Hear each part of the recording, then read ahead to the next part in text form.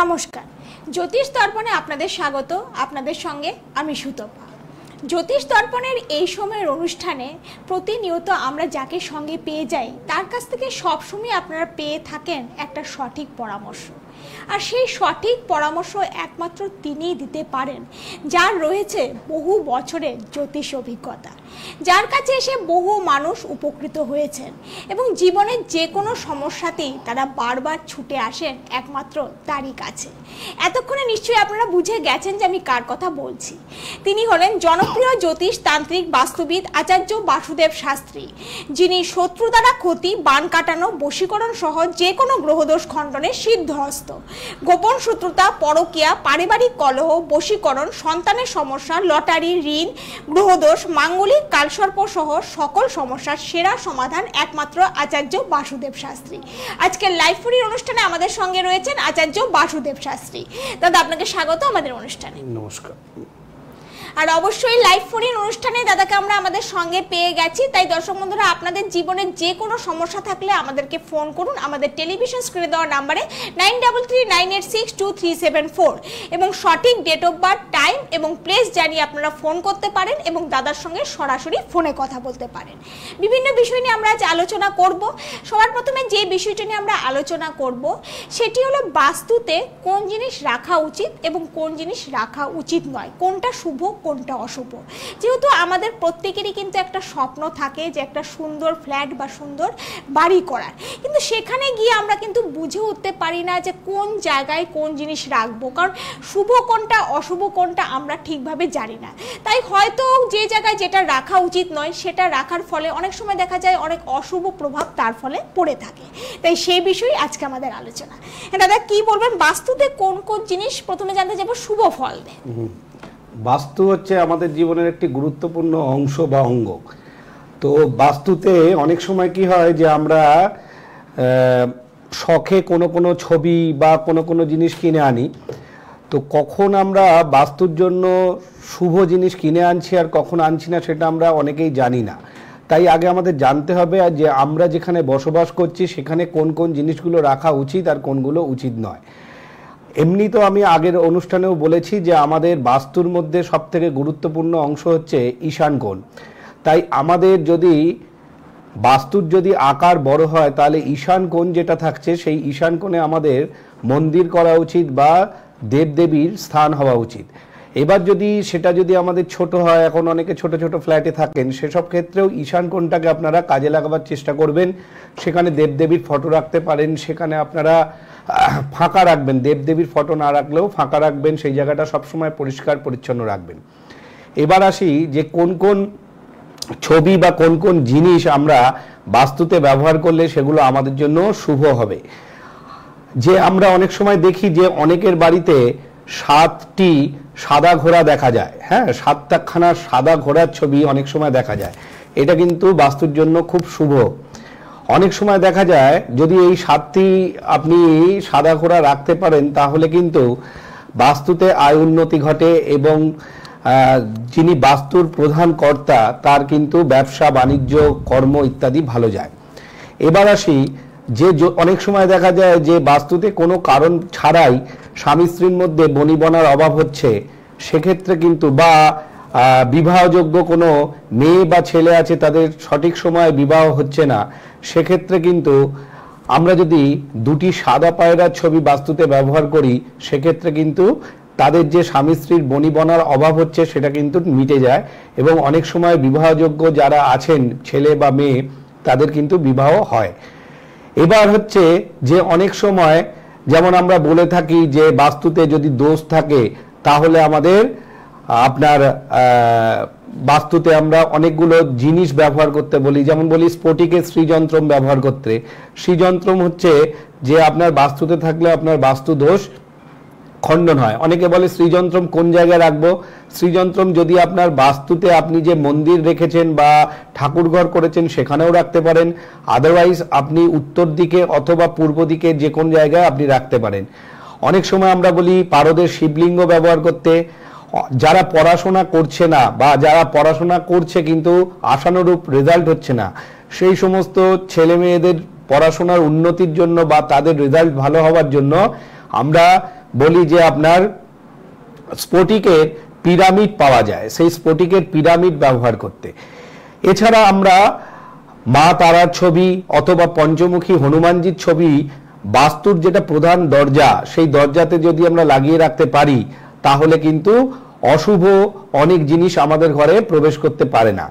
এছাড়া ব্যাপার হচ্ছে যে আমরা অনেক সময় কি করি, মেলা থেকে বিভিন্ন ঠাকুরের ছবি কিনে আনি, যে কোনো দেয়ালে লাগিয়ে দিই। ঠাকুর দেবতা কিন্তু যে কোনো দেওয়ালে লাগানোর জিনিস নয়। আর আপনাদের যে ঠাকুর ঘরটা, সেই ঠাকুর ঘরটা সন্ধ্যের পর কিন্তু তার যখন পুজো পাঠ হয়ে যাচ্ছে তখন কিন্তু তাকে অন্তত বন্ধ করে দেওয়া বা পর্দা দিয়ে দেওয়ার ব্যবস্থা করতে হবে। আপনাদের যে বেডরুম আছে সেই বেডরুমে যাতে আয়না না থাকে, রাত্রিবেলায় আয়নায় প্রতিফলিত হওয়া ছবি, এটা যারা সেই ঘর শেয়ার করবে সেই ঘরে তাদের জন্য কিন্তু খারাপ। এবার আসছি যে বাস্তুতে কি কি জিনিস রাখা উচিত নয়। অনেক সময় আমাদের অজান্তেই।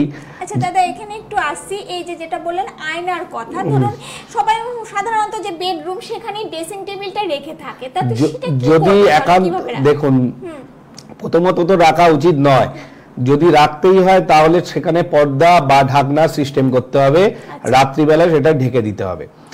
এবার আসি রাতের সময়টা ঢাকা দেওয়া অবশ্যই, হ্যাঁ রাতের সময় আপনার ঠাকুর ঘরও আপনার পর্দা, বা যদি কারো দরজা থাকে আর না হলে পর্দা আপনাকে দিতেই হবে। যেমন আজকাল ফ্ল্যাট কালচারে ধরুন মানুষের যে বেডরুম সেখানে এক পাশে ঠাকুরের আসন বসিয়ে থাকে, সেখানে তো অবশ্যই আপনার পর্দার ব্যবহার করতে হবে। এবং পর্দার ব্যবহার করলেও আর একটা জিনিস করতে হবে যে ঠাকুর ঘরে যদি আপনি বেডরুমের মধ্যেই থাকে, বেডরুমে ঠাকুর ঘর না থাকাই ভালো, কিন্তু যদি রাখতে হয় তাহলে কিন্তু আপনার পর্দা সিস্টেম করতে হবে এবং ঠাকুর ঘরে সারা রাত কিন্তু একটা আলো অন্তত জ্বলবে।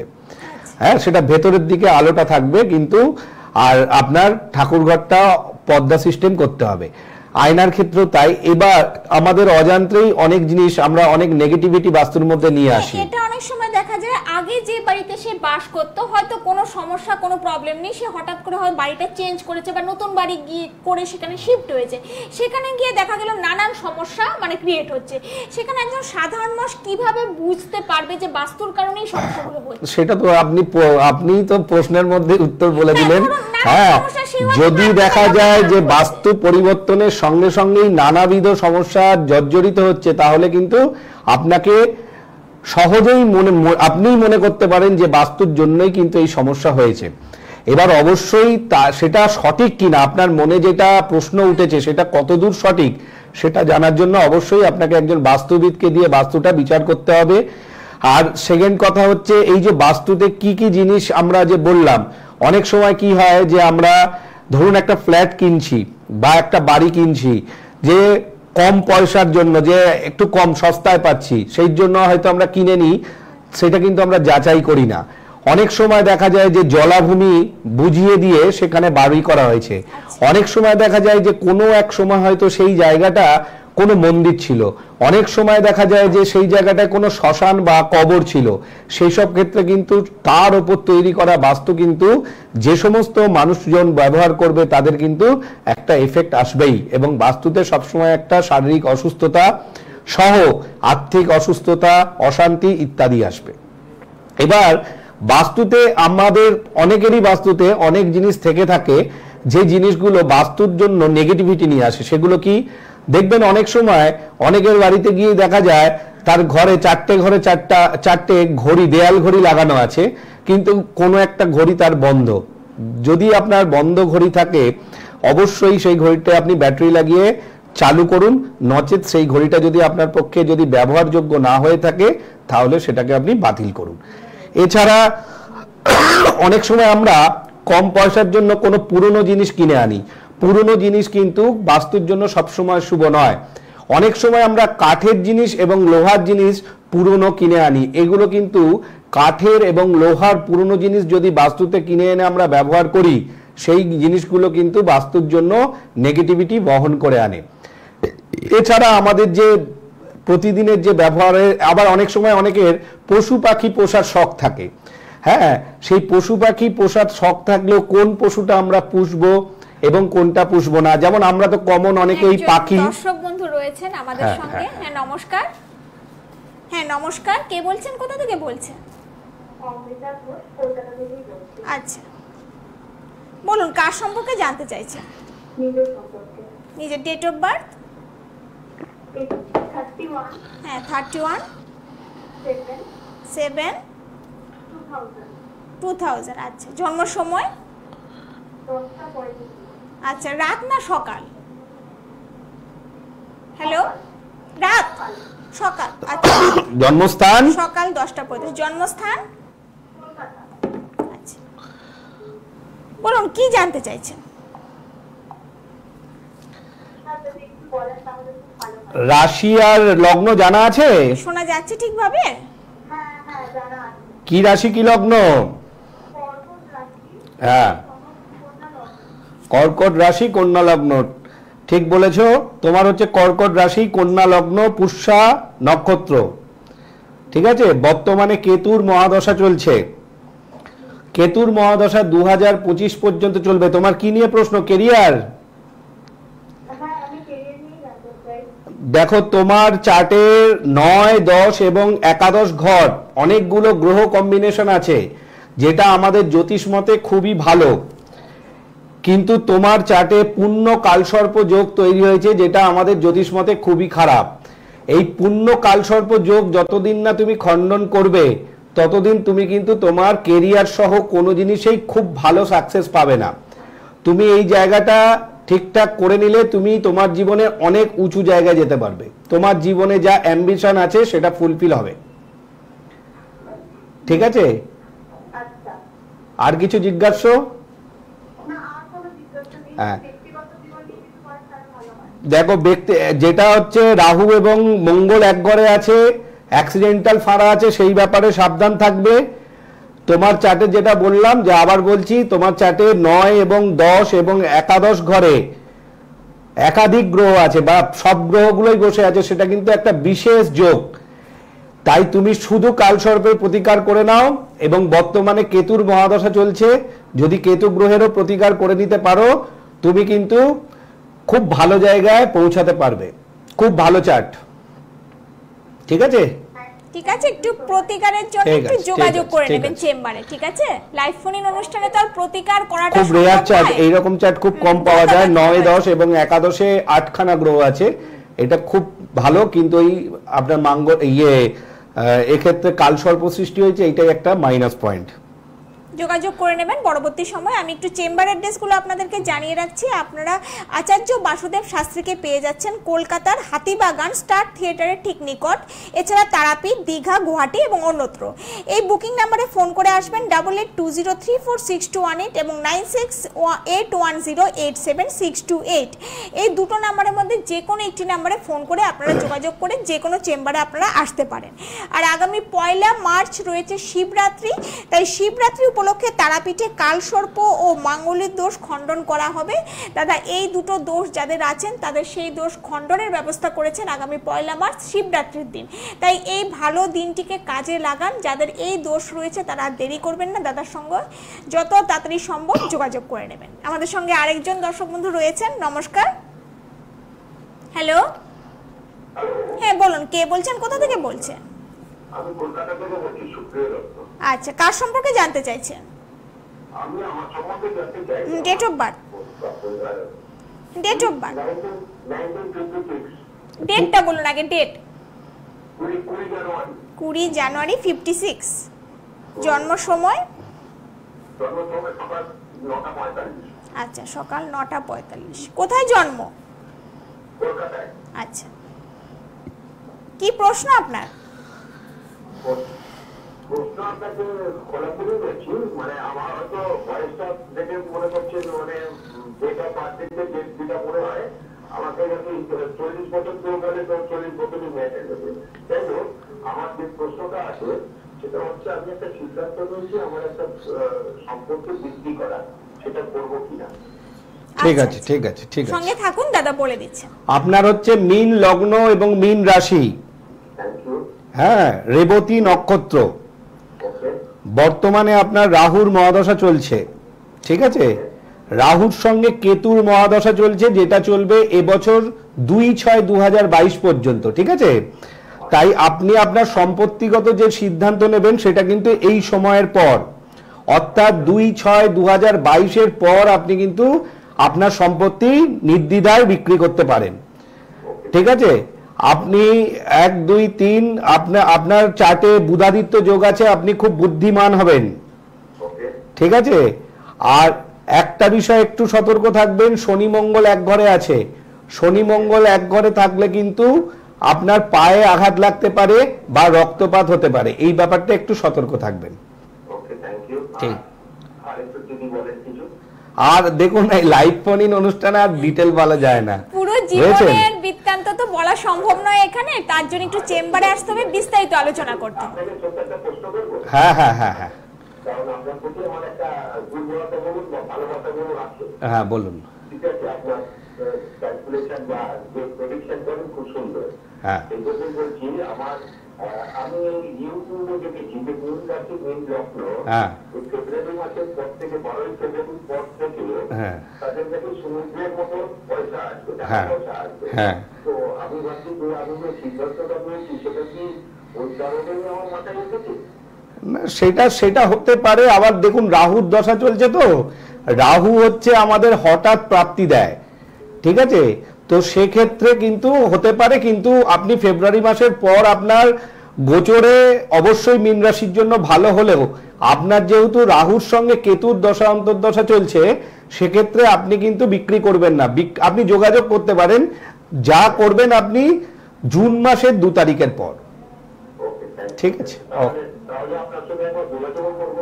ঠিক আছে, ঠিক আছে, ওকে, অবশ্যই ওকে, করবেন। একটু ওকে। নাম্বার দুটো নোট করে রাখুন, একটু যোগাযোগ করে নেবেন পরবর্তী সময়। দেখুন, মোবাইল নাম্বার বলে যে দুটো নাম্বার যাচ্ছে 8820346218 এবং 9681087628, এই দুটো নাম্বারের মধ্যে যে কোনো একটি নাম্বার নোট করে রেখে পরবর্তী সময় যোগাযোগ করে নেবেন। যে বিষয়ে আমরা আলোচনা করছিলাম, চলে যাচ্ছে এবার সেই বিষয়ে যেটা বলছিলাম দাদা, মানে কি কি পশু পাখি বাড়িতে মানে আমরা পুষতে দেখুন, পারি বা পালন করতে পারি। পশু পাখির মধ্যে তো আমরা যেটা কমনলি আমরা পুষে থাকি, কেউ কুকুর ভালোবাসে, কুকুর পোষে। এখন তো এটা আবার মানে প্রত্যেকেরই একটা ভালোবাসার বিষয় হয়ে গেছে কুকুর পোষা। হ্যাঁ, অনেকে বিড়াল ভালোবাসে, বিড়াল পোষে, আবার অনেকে বিভিন্ন পাখি ভালোবাসে, আবার অনেকে অ্যাকোয়ারিয়ামে মাছ রাখে। ব্যাপার হচ্ছে, আমরা বাস্তুতে যদি সাদা পায়রা পুষতে পারি সেটা কিন্তু খুব ভালো। আমরা যদি মাছ যেটা আমাদের আছে, সেই মাছটা যদি আমরা একটু সাদা বা নীল রঙের, যদি অনেক সময় কালার বিভিন্ন মাছ পাওয়া যায়, সেই মাছ যদি আমরা ব্যবহার করি, সেটাও কিন্তু বাস্তুর জন্য খুব ভালো। কেউ আছেন মনে হয় লাইনে? না, এখনো দেয়া হয়নি। বলছি অ্যাকোয়ারিয়ামে তাহলে কি মানে সাদা বা নীল মাছ হ্যাঁ, আমি আমরা রাখতে মাছের পারি? বিভিন্ন নাম জানি না, আমি আচ্ছা, এক্সপার্ট আচ্ছা। নয়, কিন্তু যদি কালারটা হ্যাঁ, কালারটা। সাদা বা হালকা নীল এই ধরনের মাছ রাখা হয়, ধরুন কালো বা অন্যান্য কালার বাদ দিয়ে যদি এই ধরনের মাছ রাখা হয়, তাহলে কিন্তু খুব ভালো। এবার বিড়ালের ক্ষেত্রে তো অনেক সময় আমাদের সাদা বিড়ালের প্রতি একটু বেশি ভালোবাসা থাকে, তাও অনেকে কালো বিড়াল পোষে। কিন্তু বাস্তু যারা গৃহী, আমরা সাধারণ গৃহী, তাদের জন্য কালো বিড়ালটা না পুষলেই ভালো। আপনি ভালোবাসতে পারেন, আপনি তাকে খেতে দিতে পারেন, কিন্তু বাড়ির মধ্যে কালো বিড়াল ঘুরে বেড়ানোটা খুব একটা শুভ লক্ষণ নয়।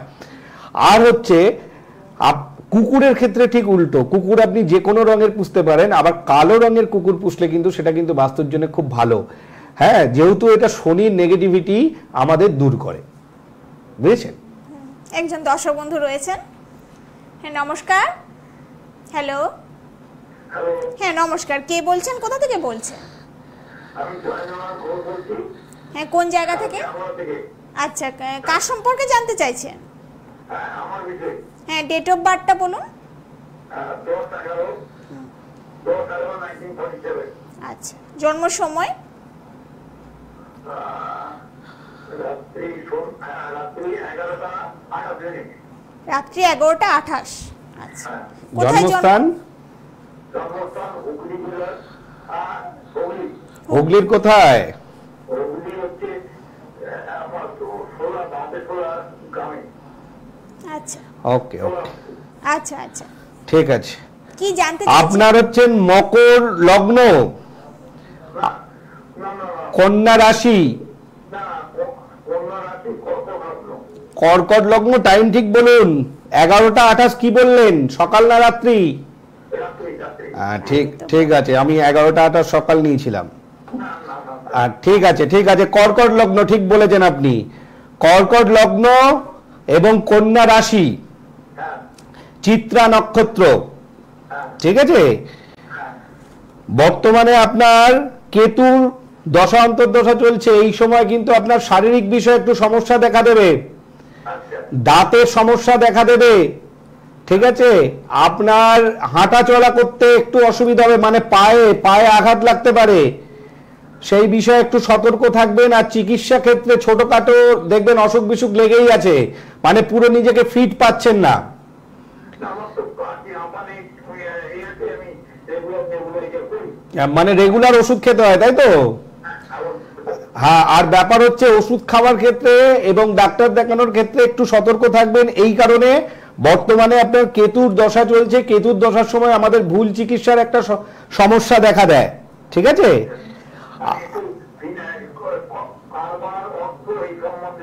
দেখুন, আপনার তো একাদশে রাহু আছে, ঠিক আছে?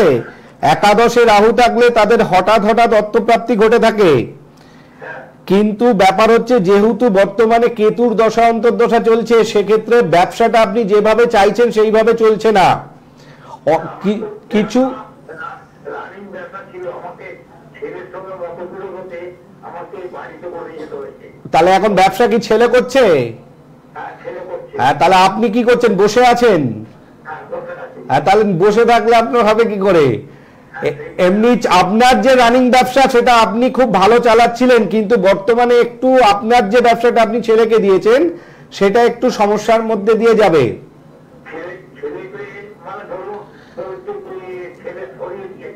হ্যাঁ, সে বুঝতে পেরেছি। তো এখন আপনি কি বলতে চাইছেন বলুন?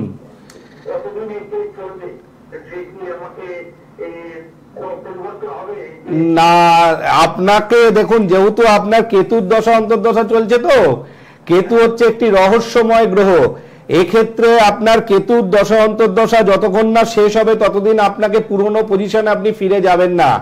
আপনি বরঞ্চ ছেলে যা চাইছে ছেলের কথা অনুযায়ী চলুন, তাতে আপনি ভালো থাকবেন। আপনি হ্যাঁ হ্যাঁ হ্যাঁ হ্যাঁ